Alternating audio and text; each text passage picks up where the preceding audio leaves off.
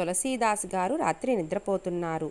ఆయన ఇంటి గోడకి కన్నం వేసి దొంగలు లోపలికి వెళ్ళారు. లోపలికి వెళ్ళిన తరువాత తులసీదాసు గారి ఇంట్లో ఏముంటాయండి? ఓ జపమాల, ఓ పురాణం పెట్టుకునేటటువంటి పీట. ఇంతకంటే ఏముంటాయి? ఇంతకన్నా ఏమీ దాచలేదు దుర్మార్గుడు అని అనుకుని అవే మూట కట్టుకుని ఆ మూట మెల్లిగా లాగేద్దాం అనుకొని ఒకడి కన్నంలో నుంచి తల బయట పెట్టాడు. పెట్టేటప్పటికి నీల సంకాసమైనటువంటి వర్ణంతో మెరిసిపోతున్న పాదాలు, వాడి తల కొంచెం పైకెత్తి చూశాడు.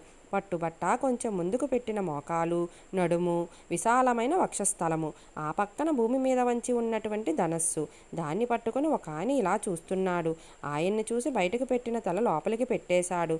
వరే, బయట ఎవడో ధనస్సు పట్టుకుని ఉన్నాడురా అన్నాడు రెండో దొంగతో. రెండోవాడు కాసేపు అయ్యాక మళ్ళీ తల బయట పెట్టాడు.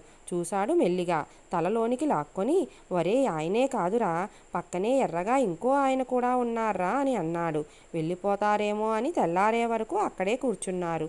వాళ్ళిద్దరూ వెళ్ళరు. ఆఖరికి తెల్లవారుజాము సమయం అయ్యింది. తులసీదాసు గారు నిద్రలేచారు. ఇలా బయటికి వచ్చేటప్పటికి దొంగలు ఇద్దరూ మూట పట్టుకుని కూర్చొని ఉన్నారు. ఆయన చూశారు. దొంగలో కూడా ఈశ్వర్ని చూశారు ఆయన.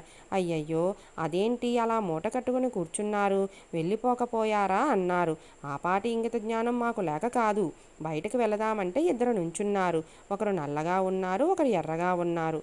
రాత్రంతా నుంచొనే ఉన్నారు.